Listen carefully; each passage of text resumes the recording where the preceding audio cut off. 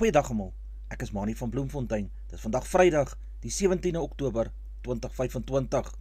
Ons doen die nuus in kollig en ons hoofopskrif vir vandag sê 25 jaar tronkstraf vir man wat sy meisie verwrig.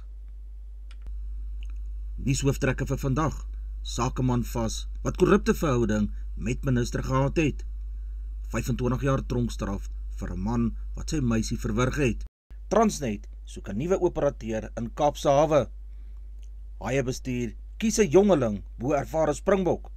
Protea speel vandag teen Sri Lanka in 'n wêreldbekerwedstryd. Bavuma speel in SA-span vir Proteas sy wedstryd. 'n Man van Knysna wat sy meisie in 'n voorval van gesinsgeweld vermoor het en haar lijk in 'n pittoilet gegooi het, is 25 jaar tronkstraf opgelê. Die voorval het op 26 April in die woongebied Nekkies gebeur toe die 26-jarige Sangiso Faku en sy meisie Ntobi Zodwa Mei, ook 36 jaar oud, 'n geskil by sy huis gehad het. Faku het daartoe gewurg totdat sy haar bewussyn verloor het. Sy is later in 'n kamer in die huis oorlede. Faku het haar lijk in 'n kombers toegedraai en het in 'n pittoilet gegooi om verantwoordelikheid te ontduik. Polisielede van Knysna is die volgende dag op 27 April na die huis en het op Mei se lijk afgekom toe hulle die perseel deurgesoek het. Faku is in hegtenis geneem deur die polisie. Hy is skuldig bevind op aanklagtes van moord en regsveruiling en is Dinsdag tot 25 jaar tronkstraf in die rondgaande Hooggeregshof in George gevonnis. Die polisie het 'n Maikeng toegeslaan op die sakeperseel van Bram Mogotsi, die sakeman wat goeie 'n korrupte verhouding met Senzo Mchunu, minister van polisie het. Volgens die polisiewoordvoerder was dit deel van die voortgesette ondersoek wat in die parlementêre ad hoc komitee en die Madlanga kommissie van ondersoek na korrupsie in die strafregstelsel bespreek word. Dis nie bekend of die polisie op enige iets beslag gelê het nie. Daar word beweer dat Mchunu bande met Mogotsi en die tenderpreneur Vusimuzi Kat Matlala het. Mogotsi het homself glo voorgehou as 'n tussenganger tussen Mchunu en Matlala. Mogotsi word beskou as iemand wat toegang tot vertroulike polisie inligting bevat. Daar word ook verwys na betalings aan politici wat deur Mogotsi georganiseer en deur Matlala betaal is en pogings om die taakspan wat politieke moorde in KwaZulu-Natal ondersoek te ontbind. Benzile Nomvalia staan in die Landdroshof in Mosselbaai tereg op 25 aanklagtes van afpersing. Hy en sy mede-beskuldigde Lazola Periumtini het glo as deel van 'n afpersingssyndikaat 25 winkels naby Asia en KwaNgokaba in Mosselbaai met geweld gedreig as hulle nie beskermingsgeld betaal het nie. Hulle het na bewering R500 per winkel geëis en so R12.500 ontvang.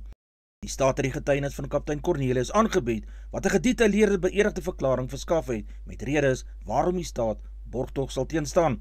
Aangesien hulle so groot vrees het vir hulle eie lewe en veiligheid van hulle eiendom, was baie van die buitelandse winkeleienaars om na vore te kom en sake by die polisie aan te meld. Cornelius het getuig dat die polisie aansoek gedoen het vir artikel 252A operasiemagtiging om hierdie syndikaat te kan vastrek. 'n Taxi is geïdentifiseer en daar is 'n beslagleggingsbevel bekom om die taxi te deursoek nadat by van die winkels was. Cornelius het die beskuldigdes se adresse nagegaan en tot die gevolgtrekking gekom dat hulle nie die regte adresse aan die hof verskaf het nie en dis 'n vlugrisiko vir die staat inhou. Daar is 11 klaars wat vrees vir hulle lewe. Die adresse is boonop buite die hof se jurisdiksie en kan nie gemonitor word om te verseker dat Nomvula nie sal op die vlug slaan nie. Die parlementêre ad hoc komitee wat beweringe van korrupsie in die polisie ondersoek, het gister Mchunu se getuienis begin aanhoor. Volgens Mchunu draai en ryk hy Mkwanazi sedert die op 6 Julie sy plofbare beweringe oor misdadigheid en politieke inmenging by die polisie op 'n media-konferensie gemaak het. Mkwanazi beskuldig Mchunu daarvan dat hy by polisie sake inmeng en dat hy onwettig opgetree het toe hy die taakspan wou ontbind het. Mchunu het gister in die getuienis ontken dat hy bande met misdaadsyndikaate het. Volgens Mchunu het hy slapelose nagte weens die groot aantal moorde in ons land. Dit het bygedra tot sy besluit om die taakspan wel te ontbind. Mchunu voer aan, generaal Fanny Masemola, nasionale polisiekommissaris, het die kommissie mislei toe hy beweer het hy was nie bewus van planne om die taakspan te ontbind nie, want hy het nie geweet van die werkstudie nie. Hy sê dit was alles in sy gedagtes dat hulpbronne beter benut moet word. Die begroting het 'n moeilike onderwerp geword, het hy gesê. Mchunu is gister gevra waarom hy die brief op 31 Desember geskryf het. Hy sê hy was reeds 5 maande in sy pos en hy was nie tevrede met die vordering om mense veilig te laat voel nie. Mchunu se getuienis word vandag om 10 uur hervat in die hof. 3 mans wat daarvan beskuldig word dat hulle die 16-jarige Chanel Plaatjie vermoor het gister weer in die Landdroshof in die Parel verskyn. Voorheen is berig dat die hof op verskeie uitstaande verslag gewag het, insluitend in die lijkskouingsverslag, ander forensiese verslag en selfoonontledings wat die nasionale vervolgingsgesag, die NVG, eers moes bestudeer voordat die NVG kom besluit het in watter hof hierdie moordsaak aangehoor moet word. Die saak is tot gister uitgestel, maar die toksiologiese verslag wat die oorsaak van die dood moet bepaal, was toe steeds uitstaande gewees. Gevolglik is die saak tot 27 November uitgestel. Plaatjie se gesin en haar gemeenskap beplan intussen om 'n versoek aan die NVG te rig dat die Hooggeregshof die saak in die Parel moet aanhoor. Transnet soek 'n nuwe private operateur om sy pakstoor vir bevroorde vis en verwante produkte in die Kaapse hawe te kan bestuur.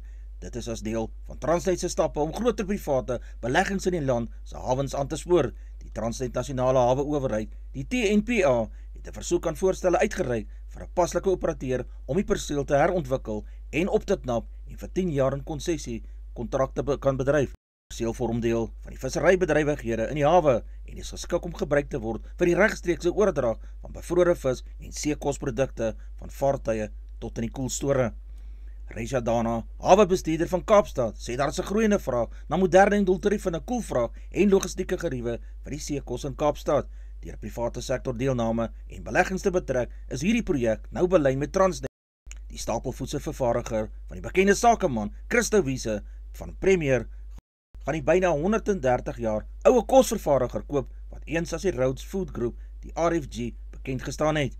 Wiese besoek ook 'n belang van 40% in Breed, wat op sy beurt 22% in Premier se besit is. Die 1800se politikus en sakeman Cecil John Rhodes het die aanvanklike maatskappy in 1902 gestig en een van sy groot handelsname is die Boelie Beef, Bull Brand en al die Rhodes blikkies kos. Premier se handelsname sluit in Blue Ribbon, BB Bread, Snowflake, Iwisa, Super Sun, Janala, Lillet's en Dove. Sy vervaardigingsaanlegte sluit in 30 meulens, bakkerye en fabrieke. Die kos wat daar vervaardig word deur 28 verspreidingspakhuise in Suid-Afrika en buurlande versprei. Premier is die grootste voedselvervaardiger met die grootste markandeel van 28% in die broodmark en 38% in die koringmark. Premier is in Maart 2023 genoteer. Sy markwaarde beloop tans 19,76 miljard rand. Pakistan se vroue cricketspan is Woensdag van 'n skokoorwinning oor Engeland ontsê toe hulle wêreldbekerstryd in Colombo te reën gekelder is. Pakistan wat onderaan die wêreldbeker puntelys is en steeds op soek is na sy eerste oorwinning in die toernooi in Indië en Sri Lanka, was goed op pad na sege nadat Engeland met 'n briljante bouvertoning tot 133 vir 9 paaltjies beperk het deur 'n wedstryd wat deur eende weer tot 31 boubeurte verminder is. Pakistan se bowlers het van die begin af hulle sterkte in die lug gehad met Fatima Sana, Pakistan se kaptein wat van vooraf gelei het. Sy het met 'n boulontleding van 4 vir 27 lopies geëindig. Dit was die derde wedstryd in Colombo wat in hierdie toernooi die ren getuister is. In Australië en Sri Lanka se ontmoeting is daar nie 'n enkele aflewering afgestuur nie, terwyl Sri Lanka en Nieu-Seeland ook maandag die punte moes gedeel het. Die Haie spog met 'n voorry van Oxenche, Bongi Mbonambi en Vincent Koch met 'n slotpaar van Eben Etzebeth en Marvin Orrie. Siya Kolisi, die bokkaptein, dra die nommer 6 stry, maar die span is deur die ander flank, Vincent Setsuka, wat hulle sal aanvoer. Daar is nog 3 wêreldbeker wenners in die agterlyn, naamlik Grant Williams op skramskakel, Makazole Mapimpi die vleuel en Andre Esterhuizen op binnesenter. Siya Masuku is op losskakel vir die eerste keer in die Haie se veldtog in die beginspan, nadat hy 'n plaasvervanger was in verlede naweek se nederlaag van 15-31 teen Leinster in Dublin. 'n Interessante keuse in die agterlyn is die van die opkomende Lorenzo Julius wat 21 jaar oud is, bo die Springbok, Lucanio Am, ook 'n wêreldbeker wenner, as sentermaat vir Andre Esterhuizen. Edwin van der Merwe is weer die hele agter vir die span. Hoeker sê intussen het hy waardevolle lesse van die bokke af na sy Haie tank toegeneem. Hy verwag 'n baie fisieke Ulsterspan wat teen hulle gaan speel. Ons moet ons man staan en dan moet ons hulle tot oorgawe dwing. Die Haie span bestaan uit Edwin van der Merwe, Ethan Hooker, Lorenzo Julius, Andre Esterhuizen, Makazole Mapimpi, Siya Masuku, Grant Williams, Pepsi Buthelezi, Vincent Setsuka die kaptein, Siya Kolisi, Marvin Orrie, Eben Etzebeth, Vincent Koch, Bongi Mbonambi, asook Oxenche. Die plaasvervangerbank is Fes Mabata, Siphiwe Matanzima, Ruan Dreyer, Batubele Tlekani, Emmanuel Setsuka, Jaden Hendrikse, Jordan Hendrikse en laastens Lucanio Am. Kevin Orke wat 22 jaar oud is, het die afgelope Karibeker reeks die skeet opgedoen toe hy as 'n leenspeler vir die Westelike provinsie diens gaan doen het. Hy het net in een wedstryd vir die streeptreye uitgedraf. Die 2026 seisoen van die Sevens reeks begin in Dubai Sevens toernooi wat op 29 en 30 November beslis sal word. Daarna verskuif die aksie die volgende naweek na die DHL stadion in Kaapstad. Nortje Vleuel spog met 31-3 in die 12 Sevens toernooie waarin hy diens gedoen het. Hoewel het vir Snyman 'n verlies is dat hy in alle waarskynlikheid nie vir Nortje tot sy beskikking gaan hê vir die Dubai en Kaapstad nie, het hy wel heelwat ander opsies. Dan is daar ook die opsie van Joel Leotlela wat vanjaar ook vir die WP en Karibeek reeks uitgedraf het. Hierdie seisoen moes die nasionale span egter met die 6de plek in Dubai tevrede gewees het. 'n Week later het hulle wel in Kaapstad gekook deur Frankryk, die Olimpiese kampioen, in die eindstryd te wen. Albei span is gretig om weer die perd op te saal nadat hulle verlede naweek albei verloor het. Connacht het met 18-14 teen Cardiff in die Walliese hoofstad en die Bulle met 17-28 teen Ulster in Belfast verloor. Jan Serfontein, wat 32 jaar oud is, sy terugkeer na Pretoria na 8 jaar in die diens van die Franse klub Montpellier is een van die interessanter skuiwe in die voorseisoen gewees. Al wat Serfontein te doen staan is om sy praatwerk op die veld te doen. Vir 'n beter geleentheid as vanaand in Galloway kon hy nie gevra het nie. Nietemin sal die kollig op die Bulle as 'n kollektief wees. Reinhard Ludwig, slot en kaptein, sê dat die nederlaag teen Ulster hulle span seer gemaak het. Ons weet egter wat dinge skeef geloop het en ek is seker dat ons die week karakter sal wys deur sterk terug te kom, het hy in die media gesê. Die Bulle se span bestaan uit Willie Leroux, Kainan Moody, David Kriel, Jan Serfontein, Sebastian de Klerk, Keegan Johannes, Paul de Wet, Jandre Rudolph, JJ Tron, Namat Kaba, Reinhard Ludwig kaptein, Kobus Wiese, Wilco Lou, Jan Hendrik Wessels, Aloluto Tsakwini en die plaasvervangers is Johan Grobbelaar, Gerard Steenekamp, François Klopper, Nicolaas Jansen van Rensburg, Mpilo Gomedi, Ambrose Papier, Harold Foster en Stravino Jacobs. Die skeieregter in die wedstryd is Mike Adamson van Skotland. Die afskoptyd vir hierdie wedstryd is om 20:45 Suid-Afrikaanse tyd. Die twee spanne van die Proteas en Sri Lanka speel vandag in Colombo. 3 wedstryde in Colombo in vanjaar se Wêreldbeker toernooi is sover deur eende weer gekelder. Daar word vir vanmiddag en vanaand ook donderbye voorspel. Sri Lanka is nog seëgeloos in hierdie kompetisie. Die Sipcom trendspan het 2 wedstryde verloor met ander 2 wat albei weens reën gestaak is. Daarvoor het hy elke punt gekry. Australië, Engeland, Suid-Afrika en Indië is die 4 boonste spanne in die Wêreldbeker se puntelys. Die Suid-Afrikaners is beslis nog nie verseker van 'n plek in die halfeindronde nie. Na die kragmeting met Sri Lanka kom hulle nog teen Pakistan en Australië te staan. Die Protea draaibalbouler Nonkuleka Mlaba sê sy en haar spanmaats is bewus aan die gevaar wat Sri Lanka vir hulle span inhou. Verlede jare het Chanmarie Atapatu, Sri Lanka se kaptein, 195 onoorwonde lopies teen Suid-Afrika in Potchefstroom aangeteken. Ons onderskat nie enige span nie. Ons fokus op ons eie spel en ons gaan poog om die wedstryd te wen, het die 25-jarige Mlaba gister op 'n media-konferensie gesê. Die begintyd van die wedstryd is vanoggend om 11:30 Suid-Afrikaanse tyd. Demba Bavuma gaan sy terugkeer tot die spel op Suid-Afrika A se Indiese toer in November maak. Die 35-jarige Bixie gaan nou in die tweede van 2 4-dag wedstryde vir Suid-Afrika se naasbestes uitstap ter voorbereiding vir die Senior Proteas se toetsreek teen Indië wat later daardie maand in Kolkata gaan begin. Die Proteas se eerste toets word van 14 November af daar op Eden Gardens gespeel. Suid-Afrika A begin sy Indiese toer met 2 4-dag wedstryde en Bengaluru, die eerste wedstryd begin al op 30 Oktober. Die Suid-Afrikaanse A meerdaggroep sal op 25 Oktober vertrek. Brad Binder, Suid-Afrika se enigste verteenwoordiger in MotoGP, beleef 'n sukkeljaar, maar het 'n plan om dinge in 2026 om te keer. Binder beleef tot dusver sy swakste seisoen sedert hy sy MotoGP debuut in 2020 gemaak het. Algeheel lê Binder 11de op die puntelys met 118 punte, 'n eislike 421 punte agter die voorloper Marquez.